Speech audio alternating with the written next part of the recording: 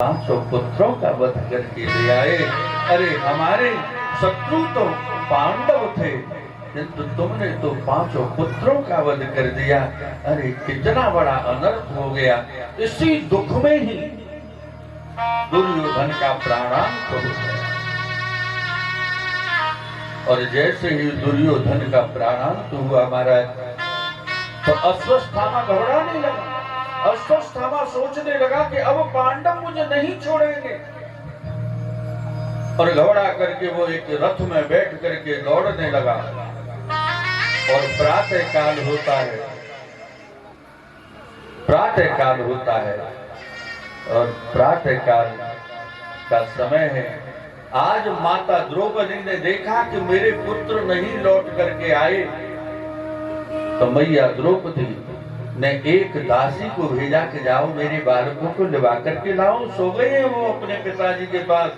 दासी गई और देखा कि वो पूरा शिविर रक्त रंजित हो रहा है, धड़ पड़े हुए हैं, सिर नहीं है। दौड़ी दौड़ी दासी आई और माता द्रौपदी के लिए सुनाया सब वृतांत। और मैया ने जैसे ही सुना कि मेरे पुत्र मर गए, तो जैसे गाय का बछड़ा मर जाता है तो गाय खूंटा पर रमाती है, तो ठीक उसी प्रकार से आज पांच बालक मर गए हैं मैया के।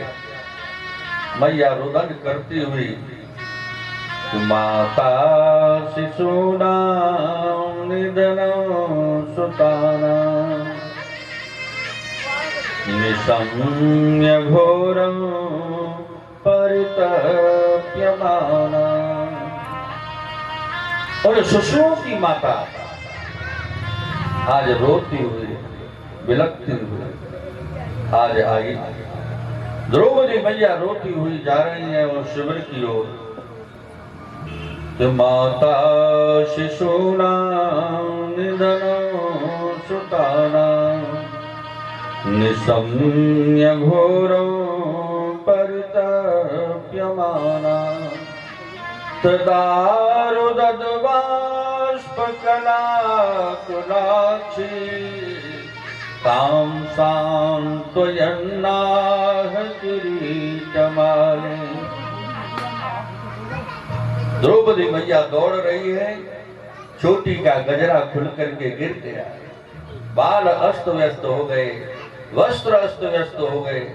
हाँ पुत्र करती हुई दौड़ती हुई जा रही है, और शिविर में पहुंची अपने बालकों को देख करके, और मैया रोने लगी, दोनों हाथ ऊपर की ओर खड़ा करके कहती हैं, हे प्रभु, ऐसा मुझसे कौन सा पाप हो गया जो अंतिम समय में मैं अपने बालकों के मुख के दर्शन भी नहीं कर पाई।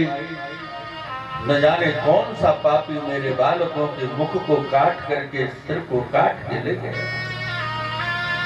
गुप्तचरों ने जाकर के बताया, और गुप्तचरों ने जाकर के बताया है भगवान श्री कृष्ण और पांडवों को जाकर के। तो पांडव सभी के सभी अपने पुत्रों का वध सुन करके दौड़ते हुए आ रहे हैं, और उधर भगवान श्री कृष्ण भी आ रहे हैं। आकर के द्रौपदी रो रही है, बिलख रही है, छाती पीट करके। कुंती बैठी हुई है, और भी सब वहां पर और भी स्त्रियां हैं, सब द्रौपदी को समझा रही हैं, किंतु द्रौपदी रोती हुई बिलखती हुई रुदन कर रही है। तभी अर्जुन ने आकर के अपनी पत्नी द्रौपदी को समझाया कि भर्तु प्रियं द्रोणरति स्म पश्यन् कृष्णासुतानां स्वपतां शिरांसि। भर्तु कहते हैं स्वामी को, स्वामी ने अपनी पत्नी को समझाया, अरे तू क्यों चिंता करती है कि तदा सुचस्ते प्रमजामि भद्रे यदु ब्रह्मबंधो शिर आततायिना गांडीव शक्तैर् विशखैरुपाहरे त्वाक्रम यत्नास्य सिद्धपुत्रा। हे देवी, तुम तो क्षत्राणी हो, ऐसे रुदन करती हो, अरे मैं वचन देता हूं, जिस पापी ने तुम्हारे पुत्रों का वध किया है, मैं सूर्यास्त होने से पहले उसको तुम्हारे चरणों में ला करके पटक दूंगा और तुम अपने पुत्रों का अंत्येष्टि क्रिया करने के बाद तुम उसके ऊपर बैठ करके स्नान करोगे। ये मेरा वचन है। इतना कह करके अपने द्रौपदी को, अपनी पत्नी को सांत्वना दे करके भगवान श्री कृष्ण के साथ अश्वत्थामा रथ में बैठ करके चल दिए। अर्जुन रथ में बैठ करके चल दिए अश्वत्थामा को पकड़ने के लिए। उधर अश्वत्थामा रथ में आगे आगे दौड़ रहे हैं, पीछे पीछे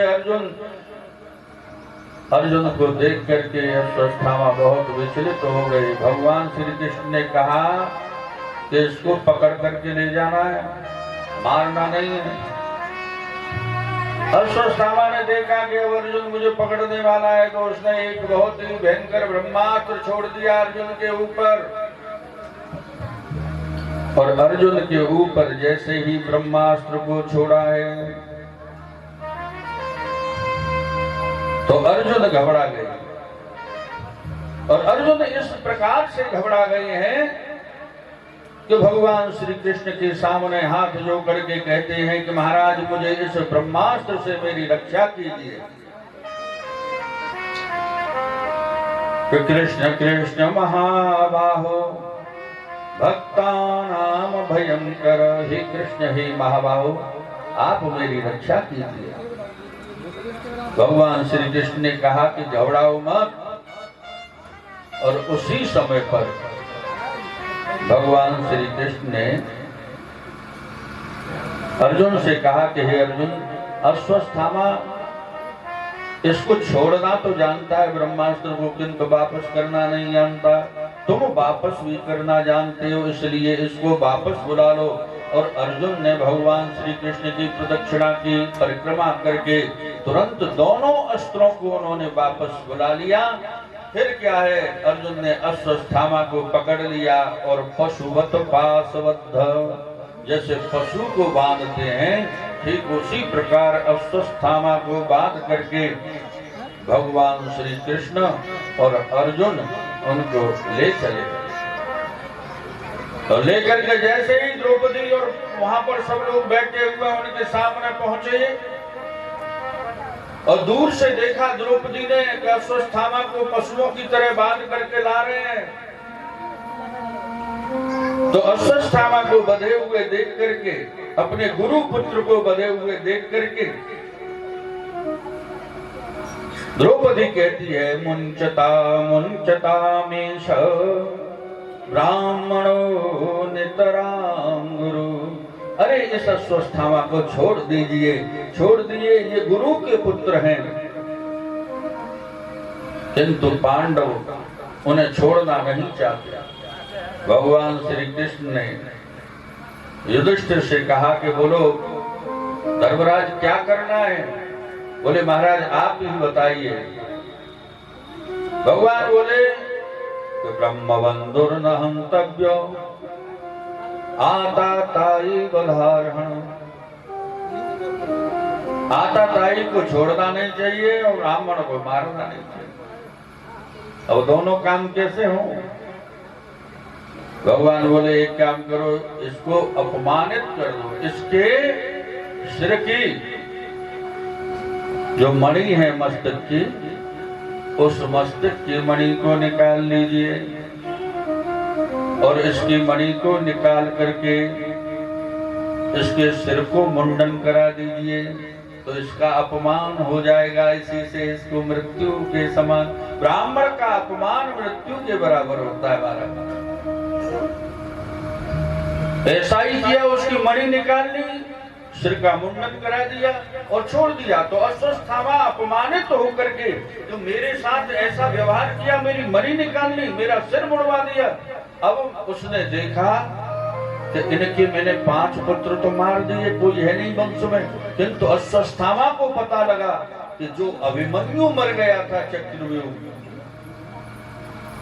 उस अभिमन्यु की पत्नी उत्तरा के गर्भ में एक छोटा सा बालक है।